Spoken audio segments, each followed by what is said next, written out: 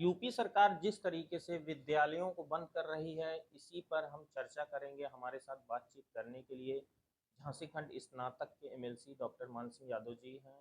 हम इनसे जानकारी लेंगे कि सरकार जिस तरीके से विद्यालयों को बंद कर रही है, ये क्या कहना चाहते हैं। जिस तरीके से सरकार विद्यालयों को बंद कर रही है, इस पर आप क्या कहना चाहते देखिए, सरकार नहीं चाहती कि गरीब किसान मजदूर का बच्चा पढ़ सके। और आप लोगों ने देखा होगा कि ये संविधान में वर्णित है कि 6 से 14 वर्ष के बालकों के लिए निःशुल्क एवं अनिवार्य शिक्षा का प्रावधान किया गया है। और 1 किलोमीटर के दायरे में कक्षा 1 से 5 के छात्रों के लिए व्यवस्था सुनिश्चित कराई गई। आज ये मधुशाला तो 1 किलोमीटर में खोल रहे हैं, लेकिन विद्यालय मर्ज नहीं, ये तो मर्ज एक वैसा शब्द यूज कर रहे हैं, ये तो विद्यालय बंद कर रहे हैं। तो मैं समझता हूँ कि भारतीय जनता पार्टी बाबा साहब का जो दिया हुआ संविधान है, उसको कमजोर करने में लगी हुई है। और शिक्षा जब कमजोर हो जाएगी तो फिर संविधान कमजोर होगा। हैं। बेरोजगारों के लिए क्या कहना चाहेंगे। देखिए, बेरोजगारी के बारे में तो मैं यही कहूँगा कि अगर सबसे ज़्यादा भारतीय जनता पार्टी ने किसी को धोखा दिया है तो बेरोजगारों। बेरोजगारों से वादा किया गया कि 2 करोड़ रोजगार केंद्र सरकार हमारी हर साल मुहैया कराएगी। अब तो डबल इंजन की बड़ी तारीफ ये करते हैं, लेकिन उसके एवज में मिला क्या? लिटरल एंट्री मिली, आउटसोर्सिंग मिला, अग्निवीर मिली, ठेके पर नौकरी का आश्वासन दिए। कुल मिलाकर के ये रोजगार समाप्त कर देना चाहते हैं, क्योंकि उसी रोजगार के माध्यम से एक मिडिल ऑर्डर बना था, जो पीडीए के लोग मजबूत होकर के अपने बच्चों को यहाँ शिक्षित करने लगे, सवाल खड़ा करने लगे। तो भारतीय जनता पार्टी रोजगार खत्म करके सवालों को खत्म करना चाहिए। जिस तरीके से 2027 में चुनाव भी आ रहा है, तो ये इसको लेकर क्या कहना चाहेंगे आप?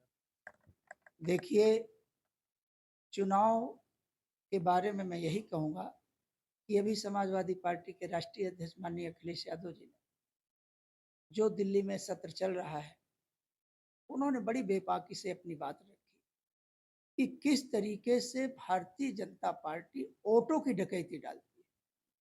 कुछ ऑटो को वो मतदाता सूची से कटवाएंगे, कुछ जबरदस्ती वोट पड़ेंगे, कुछ लोगों को वोट डालने नहीं दिया जाएगा। तो जिस तरीके से लोकतंत्र और संविधान को ये खत्म करने का प्रयास कर रहे हैं भारतीय जनता पार्टी, ये देश और राष्ट्र हित में कहीं नहीं है।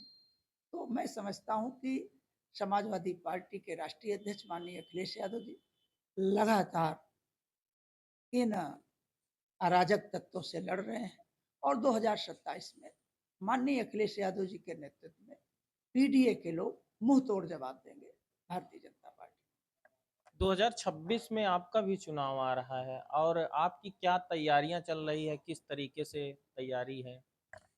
देखिए, 2026 का चुनाव है, इसमें जो हमारे ग्रेजुएट, बेरोजगार, सर्विसमैन है, रिटायर्ड हैं, जो भी हैं, वो वोटर बनेंगे। और लगातार लगभग 5 वर्ष का मेरा काल होने जा रहा है। तो जो जनता के मुद्दे थे, जो विकास कार्य थे, वो हमने करवाए हैं।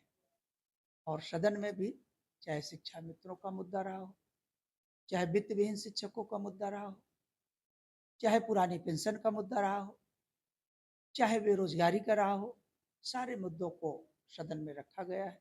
सड़क में भी लड़ाई लड़ी गई है। तो मुझे लगता है 2026 का चुनाव जनता के आशीर्वाद से हम लोग लड़ेंगे, और पार्टी का जो आदेश निर्देश होगा उसके।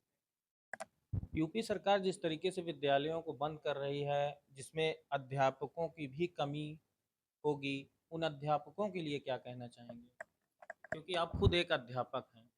देखिए, सच्चाई कुछ और है। भारतीय जनता पार्टी जो लगभग 1 लाख अध्यापकों के पद रिक्त है, उनको भरना नहीं चाहिए। मैंने पहले ही कहा कि रोजगार को भारतीय जनता पार्टी खत्म कर देना चाहिए। और आप ये बताइए, मैं ये तो सुना हूं कि अगर कोई व्यक्ति बीमार है तो उसका इलाज कराया जाए। ये मैं पहली बार सुन रहा हूं कि कोई व्यक्ति बीमार है तो उसे मार दिया जाए। अगर आपके विद्यालयों में स्ट्रेंथ नहीं है तो आप स्ट्रेंथ बढ़ाने के आप प्रयास करिए। आप उसके तौर तरीके में बदलाव करिए। ठीक है, आप भी प्री नर्सरी, नर्सरी, एलकेजी कोई ऐसी व्यवस्था गवर्नमेंट या ऐसी पॉलिसी लॉन्च करे जिससे